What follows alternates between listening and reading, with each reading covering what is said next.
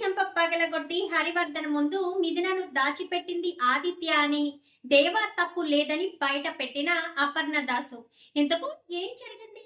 అసలు ఆదిత్య ఇదంతా చేశాడన్న విషయం అపర్ణ దాసు ఎలా తెలుసుకుంది? మరి ఎలా విషయాన్ని బయట పెట్టింది? ఇదంతా కూడా వీడియోలో చూసి నేద్దాం. నువ్వుంటే నచ్చుతగా అప్కమింగ్ ఎపిసోడ్స్ లో ఏం జరగబోతుందో ముందుగా తెలుసుకోవాలి అనుకుంటే వీడియోని లైక్ చేసి ఛానల్ ని సబ్స్క్రైబ్ చేసుకోండి.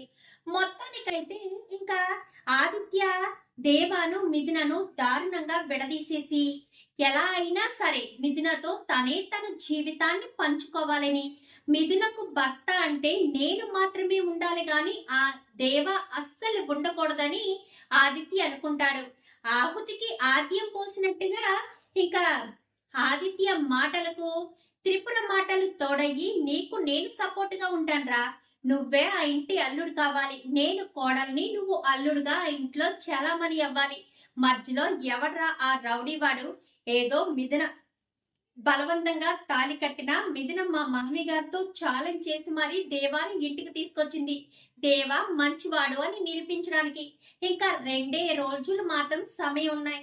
ఈ 2 రోజుల్లో ఎలాగా మా మామయ్య గారు దేవాని అల్లుడుగా అంగీకరించరు, మిథునను వదిలిపెట్టేసి దేవా వెళ్ళిపోతాడు అని చెప్పనేసరికి ఇలాగే జరగాలక్క, ఎట్టి పరిస్థితుల్లోనూ జరగాలి, జరగకుండా ఉండడం అస్సలు సాధ్యం కానివ్వకూడదు అని చెప్పనేసరికి మరి ఇప్పుడు ఏం చేద్దాం అనుకుంటున్నావు అనగానే ఆలోచిస్తానక్క, అసలు ఆ రోజు మిథునను దాచిపెట్టింది ఎవరో ఏంటో అని చెప్పనేసరికి ఆ విషయం ఇప్పుడు ఎందుకు, ఆదిత్య భార్య మిథున అవ్వాలి అంటే నువ్వు నాకు హెల్ప్ చేయాలి, ప్రతి విషయంలో సపోర్ట్ గా ఉండాలి అని చెప్పి ఇంకా అనుకుంటాడు. ఇక్కడ అపర్ణ దాస్ కి దేవా ఫోన్ చేస్తాడు.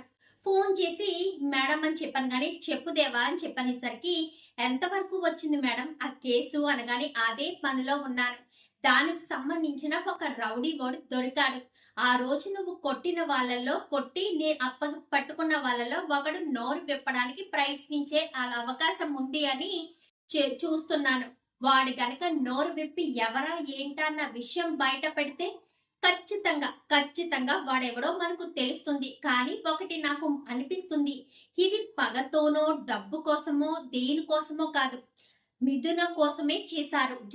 మీరు వచ్చేసిన తర్వాత ఆ ప్లేస్ అంతా అబ్జర్వ్ చేశాను, అక్కడ అన్ని కూడా మిథున ఫోటోలే కనిపించాయి. అంటే ఇదంతా మిథున మీద ప్రేమతోనే చేశాడు. మిథునకు ఇంతకు ముందు ఎవరితైనా పెళ్లి కుదిరిందా?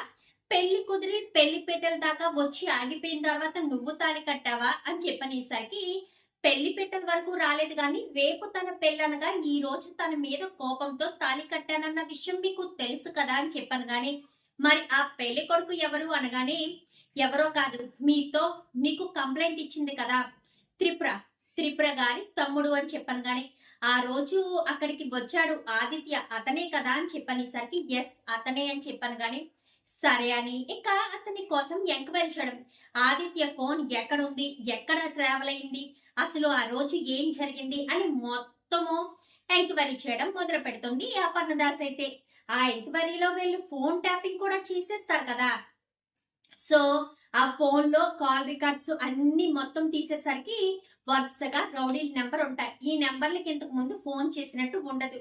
ఆ కాల్ రికార్డ్స్ ఏమన్నా రికార్డ్ అవుతాయి అనగానే అప్పుడు రికార్డు కావు కదా మేడం అని చెప్పనేసరికి అయితే అవతల వాళ్ళకి ఫోన్ చేసి కనుక్కుందాం అనగానే అవతల వాళ్ళకి ఫోన్ చేస్తారు. ఫోన్ చేసేసరికి ఏంటి దేనికోసం చేశారు అనగానే మీకోసం ఇలా ఆదిత్య గారు నెంబర్ ఇచ్చారు అని ఆదిత్య పేరుని వాడుకుంటారు. ఆదిత్య సాబ్ నెంబర్ ఇచ్చారా, ఏంటి పని అని చెప్పనేసరికి ఆ రోజు సార్కి ఏదో మీరు హెల్ప్ చేశారంట కదా అనగా అవును అమ్మాయి విషయంలో హెల్ప్ చేశాము అని చెప్పి మా నోరు జారి మాట్లాడతారు.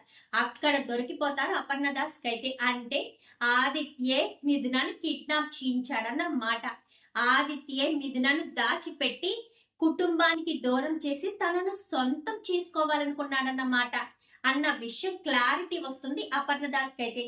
ఈ లోపు రౌడీ వాడు కాస్త స్పృహలోకి వచ్చి చెప్తాను మేడం అని చెప్పనేసరికి చెప్పు అనగానే ఆయన మిథున మేడం ని ప్రేమించారంట. పెళ్లి చేసుకుందాం అనుకున్న సమయంలో ఎవరో దేవ అనే వ్యక్తి తన మెడలో బలవంతంగా తాళి కట్టడం వల్ల తనకు దూరం అయిపోతుందని ఆ అమ్మాయిని దాచిపెట్టమని చెప్పారు. కానీ మేము దాచిపెట్టలేకపోయాము. మీరు మమ్మల్ని కొట్టి తీసుకువెళ్ళిపోయారు కదా అని చెప్పనేసరికి ఇంకా అప్పుడు అర్థమవుతుంది. అయ్య బాబోయ్! క్లియర్‌గా నేను ఏ రూట్‌లో అయితే వెళ్ళానో అదే రూట్‌లో వచ్చారన్నమాట. తేట తెల్లమైంది క్లియర్‌గా అని చెప్పి ఇంకా అపర్ణదాస్ కాస్త అనుకుని నేరుగా ఇంకా వాడిని తీసుకుని సరాసరి హరివర్ధన్ ఇంటికి వెళ్ళిపోతుంది. హరివర్ధన్ ఇంటికి వెళ్ళిపోయేసరికి అప్పుడే అక్కడ ఆదిత్య అయితే ఉంటాడు. ఉండేసరికి హరివర్ధన్ గారికి నిజం చెప్దామని వెళ్తుంది యాక్చువల్ గా అపర్ణదాస్ అయితే. కానీ అక్కడ ఎప్పుడైతే ఆదిత్య ఉన్నాడో ఆదిత్య దగ్గరికి అడుగు వేసుకుంటూ వెళ్ళేసరికి ఏంటి మేడం అని చెప్పాను కానీ చాచి పెట్టి చెంప చెల్లు అనిపిస్తుంది. నా తమ్ముడిని కొడుతున్నారే అని చెప్పనేసరికి తప్పు చేసింది మీ తమ్ముడే కాబట్టి. ఎందుకంటే మిథునాని కిడ్నాప్ చేయించింది మీ తమ్ముడే అని చెప్పనేసరికి ఒక్కసారిగా హరివర్ధన్ షాక్ అయిపోతాడు. ఏంటి ఇన్స్పెక్టర్ ఏం మాట్లాడుతున్నారు అని చెప్పాను కానీ అవును సార్, ఆ రోజు మాకు ఎవరి మీద అనుమానం కలగలేదు. నేను చెప్పానా ఇది దేవాకు సంబంధించిన వాళ్ళు కాదు, మీ కుటుంబం గురించి బాగా తెలిసిన వాళ్ళే, ముఖ్యంగా మిథున గురించి తెలిసిన వాళ్ళే ఆ రోజు అక్కడ పెద్ద ఫొటోస్ కూడా ఉన్నాయి అని చెప్పాను కదా అని చెప్పాను కానీ అవును అని చెప్పనేసరికి మా ఎంక్వైరీలో పూర్తి డీటెయిల్స్ లో తెలిసింది ఏంటంటే ఆదిత్య ఆదిత్య ఆ రోజు ఉదయాన్నే ఆ ఊరికి వచ్చాడు. అక్కడే స్టే చేశాడు. ఒక 10 మంది రౌడీల్ని గ్యాదర్ చేశాడు. ఆదిత్య రౌడీలతో తెల్లవారుజామున 5 గంటలకి మిథునను దాచిపెట్టి తన దగ్గర నుంచి అంటే అక్కడి నుంచి తీసుకువెళ్ళి ఒక ఇంటి దగ్గర దాచిపెట్టమని చెప్పాడు. వాళ్ళకి అస్తమాను టచ్ లో ఉన్నాడు.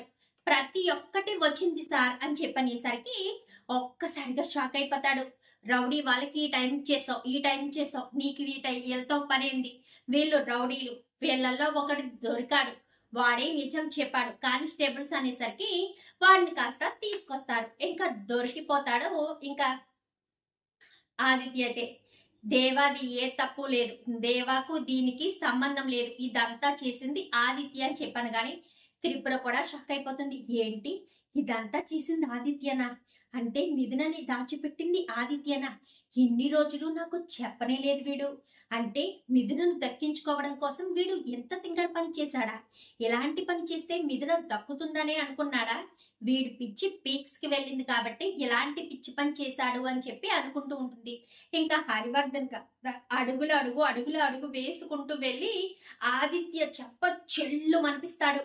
ఒక్కసారిగా ఆదిత్య షాక్ అయిపోతాడు. మామయ్య అని చెప్పనేసరికి నా కూతుర్ని తీసుకొచ్చి అప్పగిస్తానంటే నువ్వు నా కూతురు మనసు మార్చి తీసుకొచ్చి అప్పగిస్తావనుకున్నాను తప్ప నా కూతుర్ని దాచిపెడదామనుకున్నావా? ఎన్ని రోజులు దాచిపెడదామనుకున్నావు?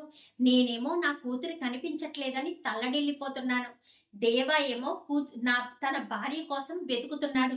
అంటే మా కుటుంబం నుంచి దూరం చేసి తనను శాశ్వతంగా నీ దగ్గరే ఉంచుదామనుకున్నావా అని చెప్పనేసరికి అది కాదు మామయ్య అని చెప్పాను గాని ఇంకా చాలు ఇన్స్పెక్టర్, నేను ఇప్పుడు కంప్లైంట్ ఇస్తున్నాను. నా కూతుర్ని దాచిపెట్టి బాధ పెట్టినందుకు గాను ఆదిత్య మీద కిడ్నాప్ కేసు పెడుతున్నాను అనేసరికి సరే సార్, మీరు రేపు ఒకసారి స్టేషన్కి వచ్చి లెటర్ రూపంలో రాసి పెట్టండి, ఇప్పుడే అరెస్ట్ చేసి తీసుకువెళ్తాను అని చెప్పనేసరికి వద్దు అని చెప్పి ఇంకా మిథున అంటుంది. అదేంటమ్మా అని చెప్పాను గానీ నా మీద ప్రేమతోనే కదా చేశాడు. ఏ పెళ్లి కొడుకైనా సరే రేపు పెళ్ళనగా ఈ రోజు మరొక వ్యక్తిని పెళ్లి చేసుకుంటే ఆ పెళ్లి కొడుకు ఎంత క్షోభ అనుభవిస్తాడో నేను అర్థం చేసుకోగలను. ఆదిత్య కూడా నన్ను ఇష్టపడ్డాడు. నేను ఆదిత్యను పెళ్లి చేసుకోవడానికి సిద్ధపడ్డాను కానీ ప్రేమించడం అయితే ప్రేమించలేదు. సో ఆదిత్య నన్ను ఇష్టపడ్డాడు కానీ నన్ను ఎంతగా ప్రేమించాడు. తనకు నేను దక్కాలి అన్న ఉద్దేశంతోనే ఆదిత్య ఇలా చేశాడే తప్ప వేరే ఉద్దేశం అయితే కాదు కదా. ఆదిత్య కోపాన్నే కాదు ఆదిత్య మనసును కూడా అర్థం చేసుకోవాలి. తను ఏ తప్పు చేయలేదు నాన్న, వదిలేసేయండి అని చెప్పనేసరికి నువ్వు ఇంత మంచితనంగా ఉండడం వల్లే మిథున ఎవ్వరికి ఎలాంటి శిక్ష పడడం లేదు. నన్ను క్షమించు మిథున, నువ్వు ఇంత మంచిదానివి కాబట్టి నేను నిన్ను భారీగా పొందాలనుకున్నాను. కానీ నాకు ఈ జన్మకు అదృష్టం దక్కలేదు, నన్ను క్షమించు అని చెప్పి ఆదిత్య కాస్త మారి అక్కడి నుంచి వెళ్ళిపోతాడు. చాలా థ్యాంక్స్ ఇన్స్పెక్టర్ అని చెప్పాను కానీ ఎంత ఉపయోగం ఏముంది అని చెప్పాను కానీ అసలు విషయం ఏంటో తెలిసింది కదా. తర్వాత తనలో మార్పు కూడా వచ్చింది కదా! ఇక ముందు మిథునకు ఎలాంటి ప్రమాదం ఉండదని మాకు అర్థమైంది. చాలా థాంక్స్ అని చెప్పి హరివర్ధన్, దేవా అందరూ కూడా చెప్తారు. మరి ఇప్పుడు హరివర్ధన్ ఆది దేవా విషయంలో ఎలాంటి నిర్ణయం తీసుకుంటాడు? మరి దేవాను తన అల్లుడిగా అంగీకరిస్తాడా? చూద్దాం. మరి రాబోయే ఎపిసోడ్స్‌లో ఏం జరుగుతుందో వీడియో నచ్చితే లైక్ చేసి ఛానల్‌ని సబ్స్క్రైబ్ చేసుకోండి. పక్కనే ఉన్న బెల్ సింబల్‌లో ఆల్ పై క్లిక్ చేయండి. Thank you for watching.